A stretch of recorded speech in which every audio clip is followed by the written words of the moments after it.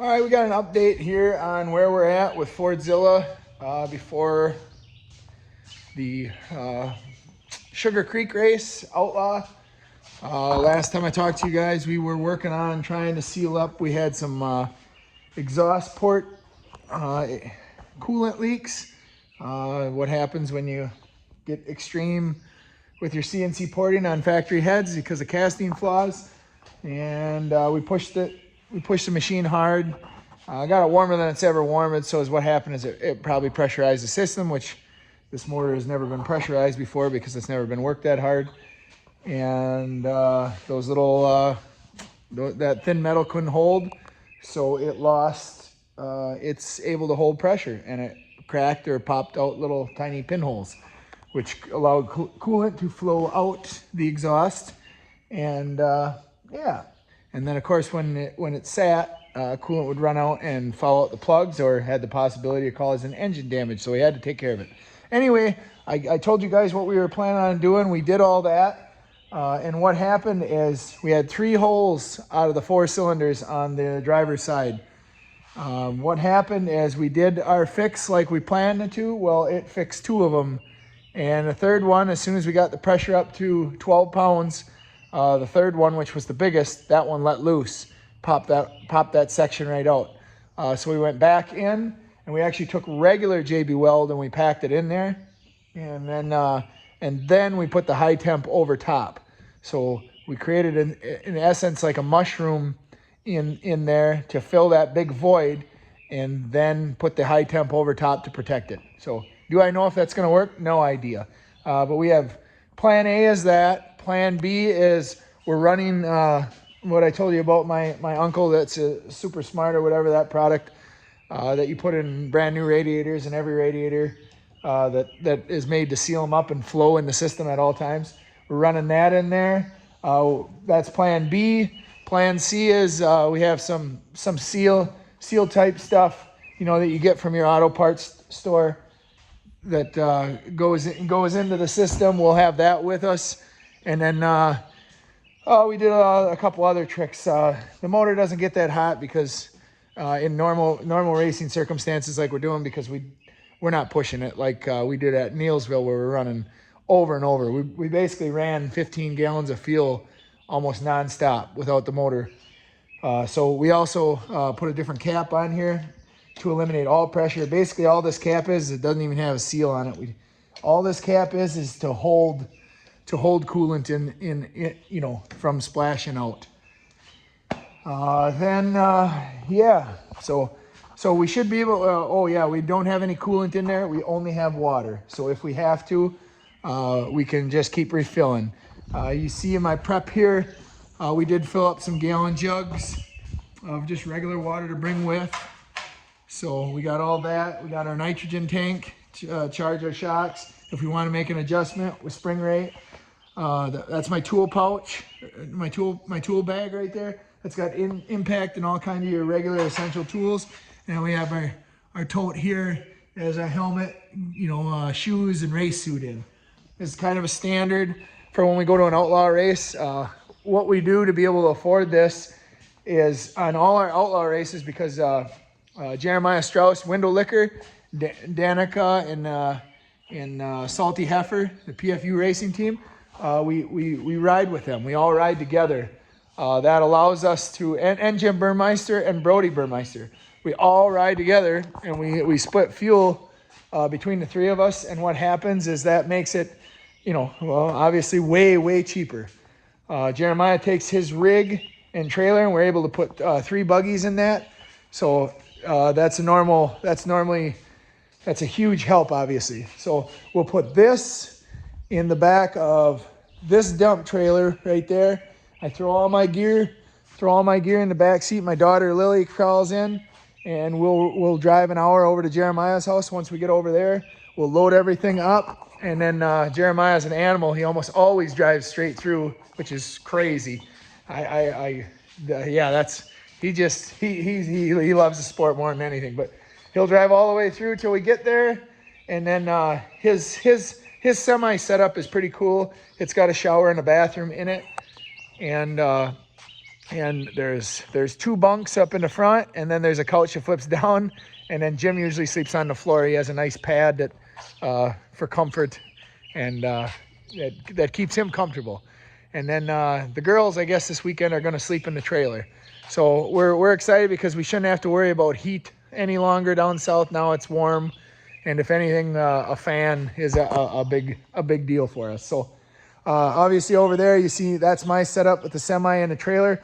Right now, all of us together, I should say, me and Jeremiah, we are actively looking for a Kentucky trailer, and we've found trailers that will work that are $20,000, $15,000, but we just can't do that. That just the amount of money that involved in all this is just too much. So what we're trying to do is we're trying to find a good deal, something cheap that's roadworthy. It basically just has got to haul buggies, and we're gonna probably go in that together and get this, and that will make it so we can take turns and we can haul more people. So if we can haul more people and more buggies, we can cut down the cost even more and divide up all the fuel costs and make this something that we can do more often. Also, it makes it a lot more fun when you're bringing, when 3, 4, and 5 people are bringing buggies and they're all racing, and you're taking a sport that's normally unaffordable for one single person to do on their own, and making it so multiple people can do it and afford it and do it all together. That's what we're working towards right now. So, big shout out to Rock Life and their race team and their podcast.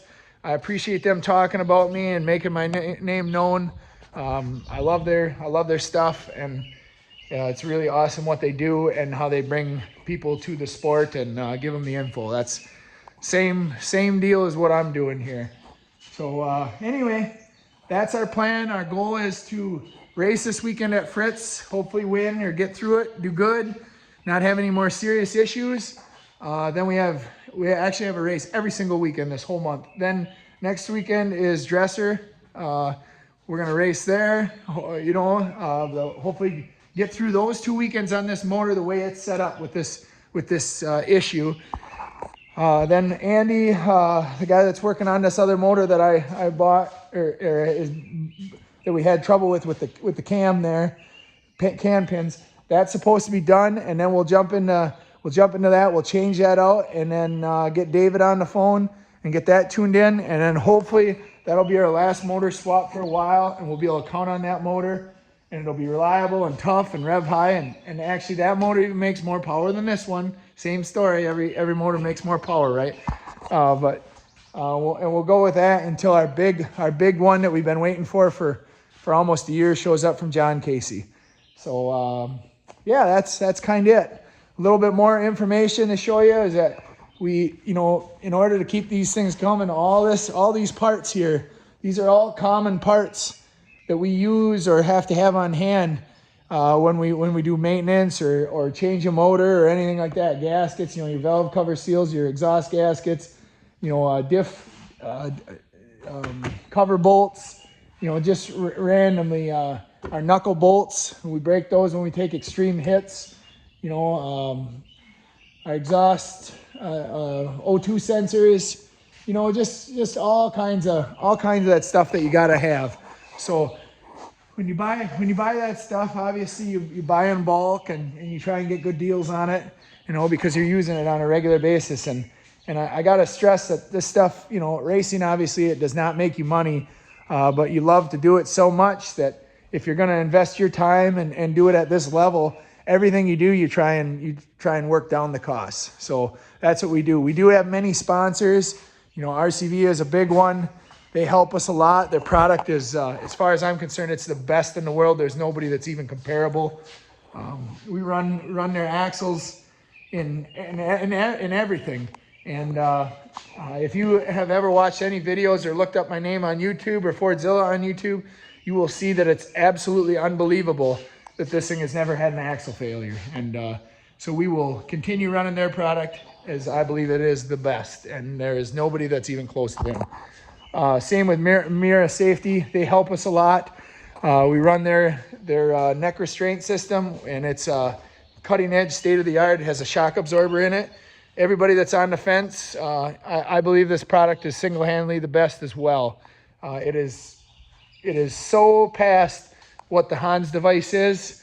I don't know how many races I just raced this weekend, but if you watch, I mean, they're not soft meteoric runs. They're violent. You know, there's a lot of 8 feet of air. There's a lot, and I get out of that, my neck's not sore. And what that does is that has a shock absorber that goes right back here, and it allows my neck to move. But what it does is it softens the blow and the hits. And the harder the hits I take, the more that shock absorber works to slow it down. So in a sense, it's all these muscles in the front and in the back that normally take those hits. That safety device made by Mira that stops that and slows that down and makes that. So anyway, that's just the update. We're loading up here. It's 12:30 on Thursday, and we're loading up and gonna head over to get loaded.